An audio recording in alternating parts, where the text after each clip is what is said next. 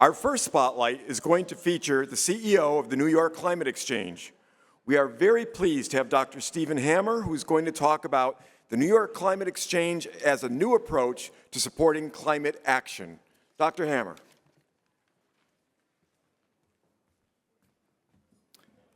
Thank you very much. I'll apologize for my voice in advance. I just got back from COP29 and picked up a cold while there. Thank you for the invitation to join you. This is going to be a very different talk compared to the one you just had. That was wonderful. I hope you'll be equally compelled by what I want to talk about, which, how many of you know Governor's Island, have been to Governor's Island? Okay, many of you, that's great. I'm going to pick up on the 2050 theme by talking about an institution that we're trying to build over the next several years. And by 2050, or actually well in advance of that, we believe it can transform how we tackle climate challenges and opportunities, both locally and globally. Known as the New York Climate Exchange, we emerged from an effort by the City of New York to create a global hub for climate solutions on Governor's Island in the middle of New York Harbor. And the intent is to bring together education, research, workforce development, entrepreneurship, and a think tank, do tank type approach to advance climate action at the local, national, and global level. The exchange is premised on two big ideas. And the first one came from the City of New York, which posited that there is value in putting climate educational programming right next to climate research facilities, right next to a climate tech incubator, and right next to meeting rooms where policymakers, community members, financiers are trying to figure out how to move forward on pressing climate issues. By co-locating these different activities on a dedicated climate campus, physically isolated on an island, although not far away, only an 8-minute ride from the tip of Lower Manhattan, you create this extraordinary opportunity for each of these activities to learn from or contribute to the work going on in the other spaces. The fact that we will be all climate all the time makes the idea even more compelling. So policymakers can walk across the courtyard and meet with scientists, engineers, and entrepreneurs about new ways of overcoming challenges, hopefully strengthening their resolve to push for ambitious climate goals and policies. Students will have the opportunity to observe these discussions, giving them insights that may complement or perhaps contradict what they're learning in the classroom. Well, the scientists, engineers, and entrepreneurs will better understand how to make their work policy relevant or more financeable. The other big idea is that it's focused on who's at the table when important conversations are taking place. From the beginning, when Stony Brook University, the anchor institution for the exchange, began pulling together this broad coalition of academic, corporate, and community partners to respond to the RFP, the goal was to operationalize the idea that the best climate solutions, the ones that actually get implemented and deliver a big impact, have all relevant voices at the table. Now, this is not a huge revelation. So I'm sure you can all point to consultation efforts you've been engaged in or are aware of related to climate-related policies or project proposals. But consultation is not always the same as collaboration, and meaningful collaboration isn't always easy. In fact, I think the discomfort that can result from bringing different perspectives together to hammer out a solution acceptable to all parties may be one of the greatest values of this partnership. Partners will test each other's assumptions and priorities, their willingness to think out of their self-imposed box, and notion of what constitutes success. But what the exchange partners bring to the table is actually quite extraordinary. It's not 11 academic partners. When you break it down, that turns into 9 engineering schools, 8 public health programs, 6 policy schools, 6 law schools, 5 schools of communication, 3 schools of atmospheric science, multiple marine science institutes. There's virtually no climate-related issue we cannot address via our deep bench. And when we loop in corporations that operate globally with deep expertise on strategic thinking, data, technology, finance, and the ability to assess risk, that's an extraordinary complement to what our academic friends are bringing to the table. And my 33 community partners, ranging from museums, chambers of commerce, labor unions, environmental justice and workforce development groups, boys and girls clubs, they keep the conversation very grounded. It ensures that problems are defined and solutions are crafted in ways that deliver real value to people.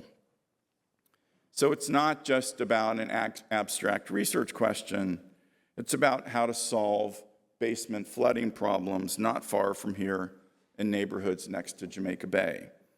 It's about how to make air conditioning more affordable for use by the elderly in warm climates. It's about translating climate solutions into good-paying jobs for lower-skilled workers in cities around the world. If we do this right, we'll be crafting solutions that hold relevance both locally and globally.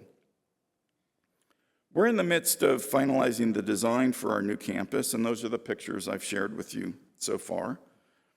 Once open, the conference and research facilities will be housed in the largest mass timber construction building in New York City. It'll be a model of sustainability, deploying energy-positive design strategies, on-site solar power generation that'll provide 110% of our load, and the use of geothermal energy for space heating and cooling. Together, these design features will help the exchange reach a milestone in sustainable design, achieving Living Building Challenge standard, a goal that no building in New York City has yet achieved and is one of the most aggressive that you can possibly pursue. We're not waiting for the campus to open because that's going to take several years. We are moving forward quite rapidly with our programming, and you can begin to get a sense of how we're thinking about this. In all cases, we're focused on trying to identify those spaces where our unique coalition structure can make a real difference, meaning academic researchers embrace a cross-disciplinary approach, but also working hand in hand with the private sector, policymakers, and communities as thought partners in the design and delivery of solutions. This is a model that we're going to focus on again and again and again, doing it at a scale unlike any other institution in the world. So this slide talks about, on the left side, the tools that we have access to, and on the right side, the big buckets. Nothing earth-shattering about those areas, but what has been fascinating has been the conversations we've had with our partners and other key stakeholders to date about what we might do together. So we've hosted workshops that have ranged from 20 to 80 people, involving partners and key stakeholders focused on health and climate and oceans, AI and climate literacy, battery circularity, and green workforce development. And we've launched a new finance forum targeting young professionals on Wall Street. We know we're going to do more on climate resilience, although we have yet to narrow the topic down because so many folks are suggesting different questions that we might explore.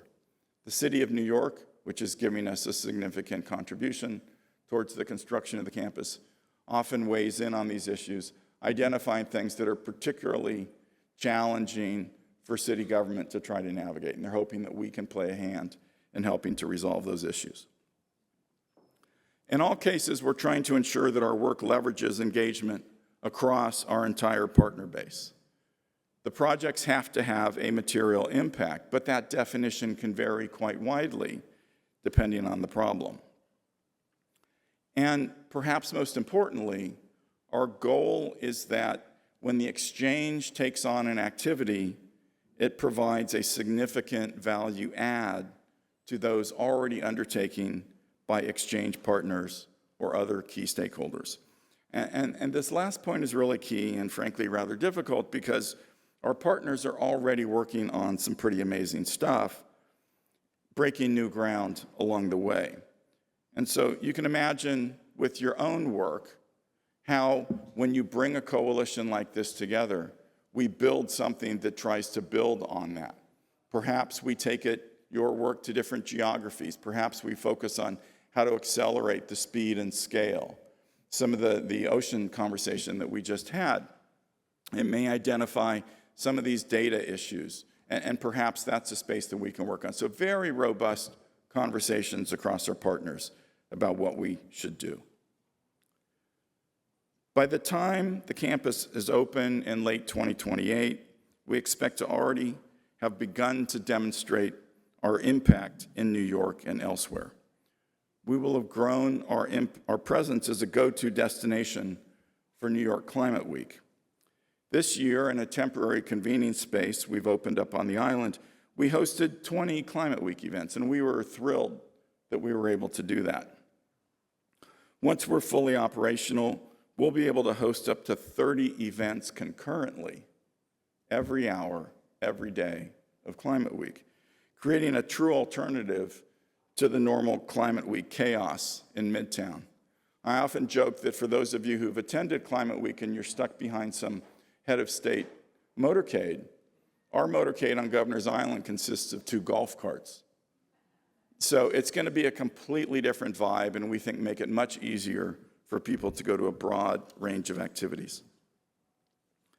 Public programming the rest of the year will also have ramped up dramatically by 2030, and will be the leading destination in the city for climate programming for K-12 groups, green workforce training, perhaps some climate film festivals, and climate policy, finance, and science panel discussions involving leading experts. For those of you with kids in college, we'll be an alternative study abroad destination. Come live and study climate finance, climate science, climate technology, climate policy on Governor's Island. For those of you or your colleagues or your junior faculty looking for postdocs or research or sabbatical opportunities, we will have established a fellows program inviting thought leaders to come live and work on the island, helping us turn it into a leading destination for research and innovation on climate-related topics.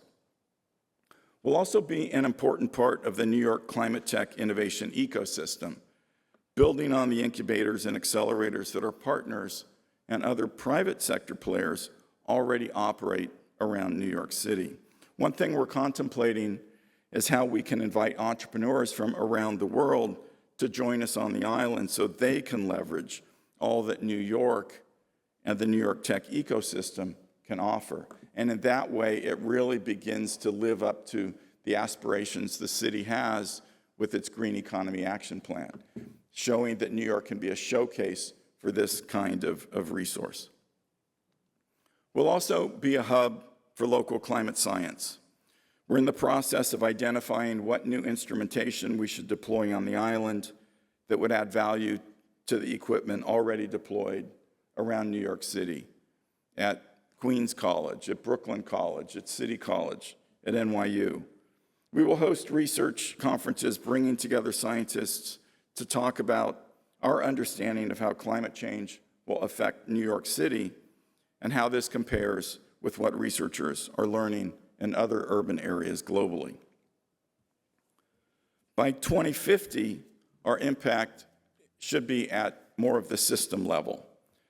Many of our partners have already launched interdisciplinary programs linked to climate, recognizing that solutions can't be siloed. Such approaches are at the heart of our operating model, bringing together different academic disciplines as well as different stakeholder groups. Our goal is to help ensure that this model becomes the norm for all climate-related activities in New York City and elsewhere. We also believe we will have helped to mainstream climate awareness across New York City, and if we do our job well, in other cities around the world. Real-world circumstances in 2050 will no doubt have played a part in elevating awareness, as climate impacts will now be a more prominent part of life here. But we will be there to help New Yorkers navigate challenges and capitalize on potential opportunities. Let me just wrap up by trying to anticipate some questions that frequently come up. The Exchange Board has yet to weigh in on when we will expand our partner base to include other institutions. But when we do, it will probably involve an expansion in our academic and corporate partner base with a strong focus on the Global South. That doesn't mean that anyone here or any other researchers will be shut out of our work. We're constantly building strategic partnerships with experts and key stakeholders as we launch our various programming. And if you're interested in learning more about our activities, please use the QR code and sign up for our newsletter. The next one goes out, I think, in a week, and so you'll begin to get a sense of the work that we're engaging on. I'll also note that although Columbia holds a special place in my professional heart, I hope the next time the AGS comes back to New York City for any climate-related events, I hope the first call you'll make will be to join us on Governor's Island, as we'd love to host you there. Thank you very much. Appreciate the opportunity to talk about the Exchange, and happy to take any questions you may have.